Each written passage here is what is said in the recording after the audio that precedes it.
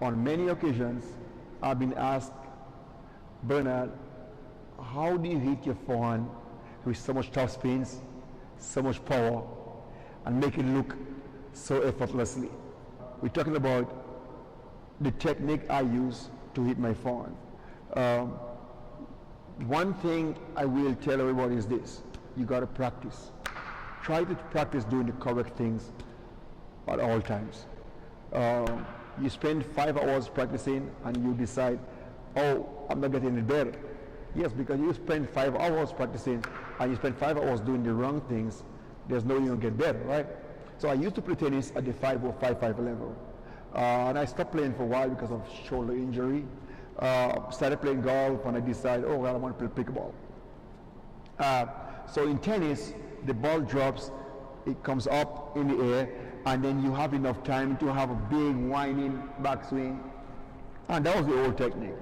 But now guys have found ways to generate even more power with a smaller backswing. So in pickleball, the ball doesn't bounce up as high as in tennis.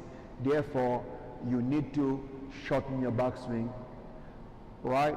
Instead of having this big, long, looping backhand, you want to have a nice little circular took, all right?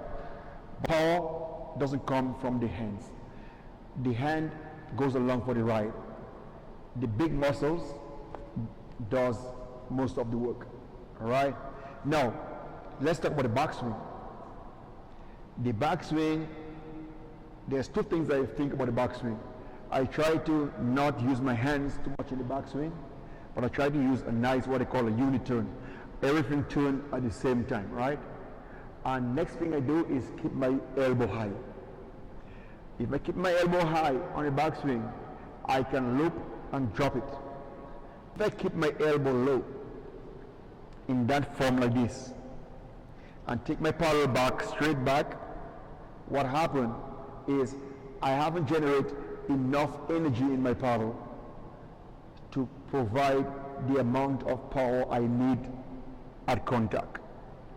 So because I've shortened my swing, I want to create a little more pathway. Alright? So if I go here, see, if I go back straight, all I have is this distance. If I keep my shoulder up, see, all I have is here. I'm building energy, right? So now I'm here, right? So instead of just here, now I'm all the way here, creating power. So I drop it and I swing, all right? Here, not good, here. So the key is to keep your elbow up so you can drop it, okay? And a one simple turn. This non-dominant hand is very important. That tells you how far you need to go.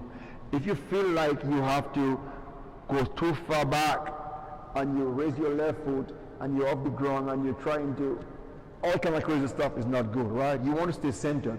So you want to be able to transfer your weight from your right foot, right, to your left foot at impact. So, but you don't want to go outside of your feet, right? You don't want to, all right? You want to stay in golf, right? You stay centered, get a wind, you turn and you swing, right? Pickleball is the same thing. Say you want to stay inside of that knee. You don't want your knee to collapse, right? So you want to stay inside of that knee so you can get the turn you need. If you do this, you are sliding, you are not turning. There's no turning there. So you want to keep this feet in there, make sure that your weight stays inside of that bit, right? So I usually keep my weight on the inside, right? So therefore I can grab myself and now I can turn, right? Once I turn, all right, I get to the point where I get to the point I need to be. So my hands usually stop right around my chest, right? And then I can follow through, all right? So key to hitting a good forehand is elbow up, uniturn, drop it into the slot, fire it. This is your engine. This goes along for the ride. Your hand goes along for the ride. So if you use less hands and more rotational power, that will make your hands move faster. You shouldn't have to whip your hands. I can create a lower pace by my body. Because once my body turns up and up, I can swing this paddle as fast as I can because I've created the room for the paddle to move. What people do is they stand here and then they swing. Right? You gotta use that. You gotta engage the core. You gotta engage the core. So my swing, I'm facing you, the ball, you turn, yeah, and I'm ready. Right? My paddle, see, facing, drop it, and then I'm traveling. So I want to hit the ball in front of me. So when I'm here, when I get here, my paddle almost facing down. It's closed, right? And all I gotta do is carry it. Say now I'm square to my target. So, but the other thing you want to do is to create top spins. You have to bend the knees, right? You go down. You hit the ball. You see, I'm coming up. So now I'm below the ball, and now I'm coming up and hit. All right. So a good way to practice this is I bought me this Top Spin Pro, and what that does is help you produce top spin. The same, I always do the same thing. Make sure the ball is in front of my leg. All right. Ball in front of my leg, and I bring my paddle back. I go down and I come up. So when you hit that ball, it goes me spinning like this, and you hit the ball, but you're gonna miss this, all right? So I'm like, right?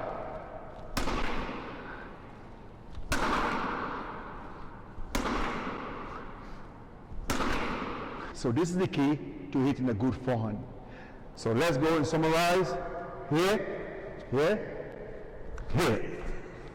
Okay? So, facing the target, ball approaching, turn. Yeah. So now, so that's the key. Alright? So sometimes what I do is that right foot is very important too, to get to the ball, right? So I usually step, turn, right? So I always use my right foot first. Okay? So instead of just turning like this, right foot. Yeah. So that's the key to the forehand. So if you want to see more content like this, like this video, subscribe to the channel, turn on your notification button, and let's go along for the ride.